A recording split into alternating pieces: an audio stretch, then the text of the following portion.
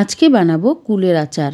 কুলের আচার কিন্তু দোকানে যে এত সুস্বাদু হয় সেই রেসিপিটা আজকে তোমাদের সাথে শেয়ার করলাম। একদম হুবহুব দোকানের মতন টেস্ট হবে।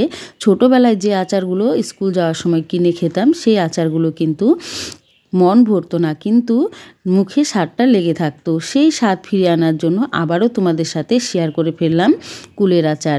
একদম দোকানের মতনই কিন্তু বানিয়ে নিব। এখানে আমি কুল শুকিয়ে নিয়েছি, এখানে 1 কিলো কুল আছে। আর এই কুলের আচার বানানোর জন্য মশলা বানিয়ে নিব। এর জন্য কতগুলো দিয়ে দিয়েছি শুকনো লঙ্কা, 2 টেবিল স্পুন দিয়েছি 5 ফোড়ন, 2 টেবিল স্পুন দিয়েছি জিরে, আর ধনিয়া দিয়েছি 4 টেবিল স্পুন। এই সব মশলাগুলোকে সুন্দর করে কাঠ খোলায় মানে শুকনো এইভাবে ভালো করে ভেজে নিতে হবে। খুব সুন্দর করে ভেজে নিলে একটা গন্ধ বেরোবে, তখনই বুঝে নিতে হবে মশলাটা কিন্তু ভাজা হয়ে গিয়েছে। তো মশলাগুলো এখন আমি নামিয়ে নিব। ওই কড়ার মধ্যেই দিয়ে দিব সামান্য একটু তেল, 2 টেবিল স্পুন আমি তেল দিয়েছি। তেলটা গরম করে এবার 1 টেবিল স্পুন দিয়েছি 5 ফোড়ন।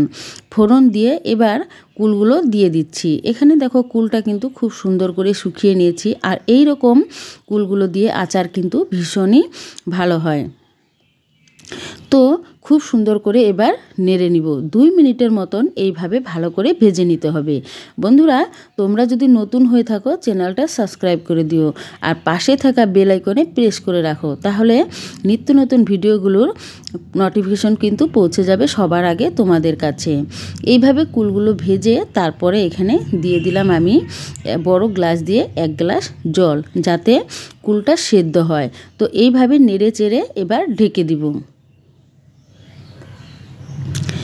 এইভাবে ঢাকা দিয়ে সেদ্ধ করে নিতে হবে। আমি মাঝখানে আবারও ঢাকা উঠিয়ে নেড়ে নিব, দেখব কতটা সেদ্ধ হয়েছে। এইভাবে সেদ্ধ করতে করতে দেখতে পাবে কুলগুলো কিন্তু সুন্দর ফেটে যাবে আর সুন্দরভাবে সেদ্ধ হবে। তো দেখো এইভাবে এখন কিন্তু খুব সুন্দর সেদ্ধ হয়েছে। এইভাবে হাতার সাহায্যে একটু এভাবে গলিয়ে দিতে হবে, তাহলে কিন্তু আচারটা খেতে ভালো লাগবে। যদি হাতা বা খুন্তি দিয়ে, যেটা হাতের কাছে তোমার সুবিধে মনে হবে সেটা দিয়ে কিন্তু এইভাবে কুলগুলোকে থেতো করে দিতে হবে। আমি দেখো খুব ভালো করে কিন্তু কুলগুলোকে থেতো করে দিচ্ছি।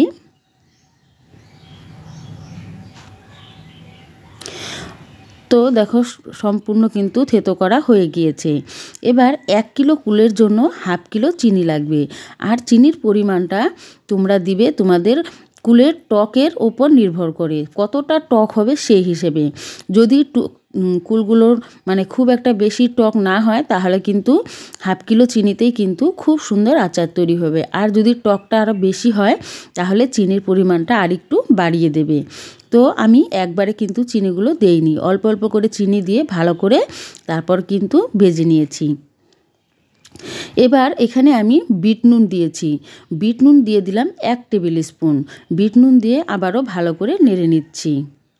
এই কুলের আচার বিট নুন দিয়ে বানালে খেতে কিন্তু আরও বেশি ভালো হয়। তো অবশ্যই বিট নুন দিয়ে বানানোর চেষ্টা করবে, দেখবে অনেক গুণ এর স্বাদটা বাড়িয়ে দেবে। এবার মশলাটা যে প্রথমে ভেজে রেখেছিলাম সেই মশলাগুলো এখন এর মধ্যে দিয়ে দেব। এই মশলা কিন্তু কুলের আচারের স্বাদ কিন্তু অনেক গুণ বাড়িয়ে দিবে। তো এইভাবে সব মশলাগুলো আমি আস্তে আস্তে করে দিয়ে দিব। বন্ধুরা, এইভাবে একবার হলো আচারটা বানিয়ে খেয়ে দেখবে, ভীষণ সুস্বাদু হয়, আর সেই স্কুলের কথা কিন্তু মনে পড়ে যাবে এই আচার খেলে, আর বারবার কিন্তু খেতে মন চাইবে। এতই টেস্ট হয় এই কুলের আচার। এখন কিন্তু অ্যাভেলেবেল কুল পাওয়া যাচ্ছে, তো কুল এনে কিন্তু এইভাবে একবার বানিয়ে দেখবেন, খুবই ভালো লাগে। তো মশলা কিন্তু দেওয়া হয়ে গিয়েছে, এবার আমি আবারও ভালো করে নেড়ে নিব।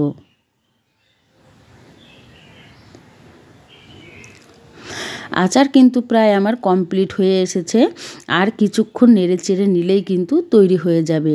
বন্ধুরা, কেমন লাগলো এই কুলের আচারের রেসিপি অবশ্যই কমেন্ট করে জানিও। তোমরা কমেন্ট করে জানালে কিন্তু ভিডিও বানানোর উৎসাহটা অনেক গুণ বাড়িয়ে দেয়। তো এই রকম নিত্য নতুন ভিডিওগুলো পেতে অবশ্যই বেল আইকনে প্রেস করে রাখো। আর পুরনো বন্ধুরা যারা আমার ভিডিওগুলো সব সময় দেখো, তাদেরকে আমি অনেক অনেক ধন্যবাদ জানাই।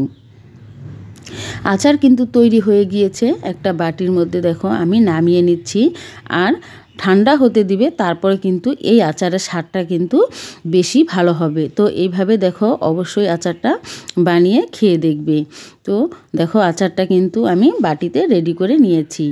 তো এতক্ষণ ভিডিওটা দেখার জন্য সবাইকে অনেক অনেক ধন্যবাদ।